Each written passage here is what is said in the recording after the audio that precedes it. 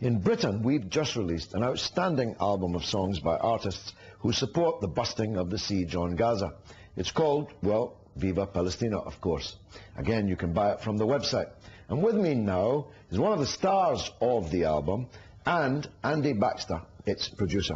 Andy, lowkey, welcome to The Real Deal. Andy, first, tell me, how did you get involved in this? I got involved with Jay, and not so long ago, 2 or 3 months ago, we heard you do your speech, and we heard you mention Viva Palestina, the convoy, which has enthused us to come out and do something.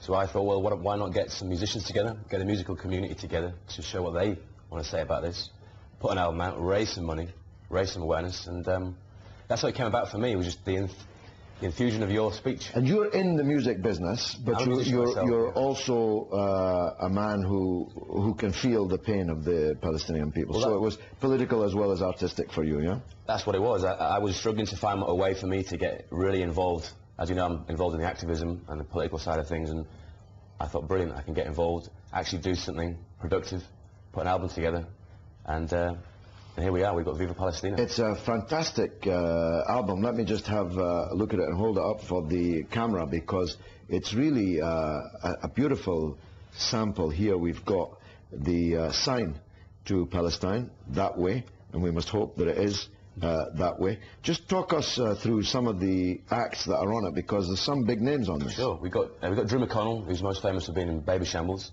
who also performs with Mongrel, with lowkey here. So we've got lowkey on there as well, and we've got Kel Islam, band from Manchester, and we've got Alex Kirby, which is an acoustic artist. So what I like about it is the fact it's got a broad spectrum. It's very eclectic, yeah. I mean, there's something in it for everybody. Yeah. Although, you know, I'm a bit of a conservative chap.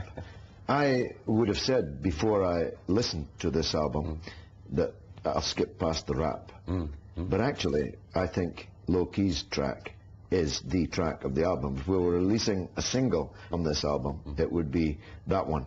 Now, did you deliberately set out to have that spread, or is that just the way that it worked out? We had over 100 people come in contact with us, bands, artists. We picked from that the artists on there you see now. And yes, I thought the best way to do this would be to spread it across the musical genres. Try and have it as commercial as possible, because after all, we're trying to sell it. We're trying to sell it, yeah. And therefore, commercial success is what we want from it, and then we can raise as much money as possible and appeal to as many people as possible.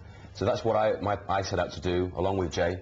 That was the idea, to get as many artists as possible. It's been fantastic. Now, lowkey, do I call you lowkey? You can call me whatever you want. You can call me Kareem. Well, the first thing I want to call you is a star, because your track on this is really outstanding. We'll be hearing it in just a minute or two. But what was it that that drew you to Palestine? You've been there. Yeah. What drew you to it? Well, I feel just being somebody of mixed descent. One side of my family's Arab, one side of my family's British. Palestine has always been something which is close to my heart, and I've always felt strongly about it. It's, you know, it's in me. But I also feel it's important that people realize, as a human being, I've had to choose my own stance on this situation objectively, and I feel any human being looks at this objectively, they will see that this situation is wrong and what's going on is wrong. I went on a musical tour of Palestine, mostly the West Bank. We did a couple of dates within Israel in Haifa and Nazareth, but we were in Palestine, in the West Bank in Ramallah. We went to the Freedom Theatre in the Jenin camp. Yeah, we were performing. That must have been a life-changing experience for you. Certainly was. It was like, I felt like I was bearing witness to a human experiment in front of my eyes, and I felt like I wanted to come back and tell everybody exactly what I saw, you know. Now you've got, I must tell you, a lot of fans in this building, and I'm your newest fan, but there's younger people here than me that follow you. In your moving around the music business, do you find many people that are committed to the Palestinian side? That's my take, and I've just been in the United States trying to stimulate interest amongst the music business, the film business, to come on our convoy. It's not easy. We know why this is, but I think that what is important is to always pressure these people. Even if they run away from us and they hide their faces and they don't want to talk, we must give them the opportunity to prove themselves and challenge them at every single opportunity we have.